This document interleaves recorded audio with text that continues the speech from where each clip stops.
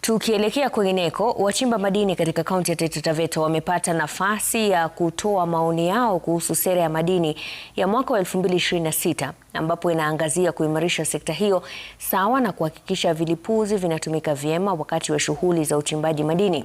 Wakizungumza mjini Voi, wachimba madini wanasema sera hiyo ni ya manufaa, kwani hapo awali utumizi wa vilipuzi kwenye migodi ulisababisha majeraha miongoni mwao.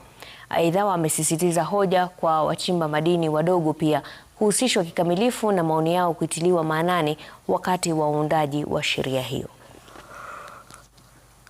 Kweli hii sekta ni sisi ambayo tunatakana kuingia, ama kuna watu ambao wametengewa.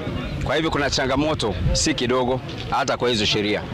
Iko mahali walikuwa nasema ya kwamba mtu anatakana spray mgodi. Yeye anafanyika kwa migodi very advanced. Kama kwetu sisi Atano Miners, wengi mahali ukienda mgodi yao unakuta wanaume wanaoga mara moja kwa wiki. This is an act of parliament that is going to replace the existing cap 115 that was done in 1929. You know, it's about 100 years. It has not been updated. So we have done that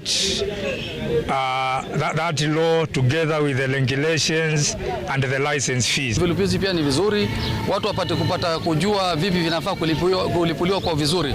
Maana kuna muda wakati ulipita pale, kuna watu wengine walikufa kwa sababu ile njia ya kutumia kupiga baruti. Yatakana wapate njia nzuri ile kupata utaratibu ambao unafaa wao kufanya kazi kwa vizuri.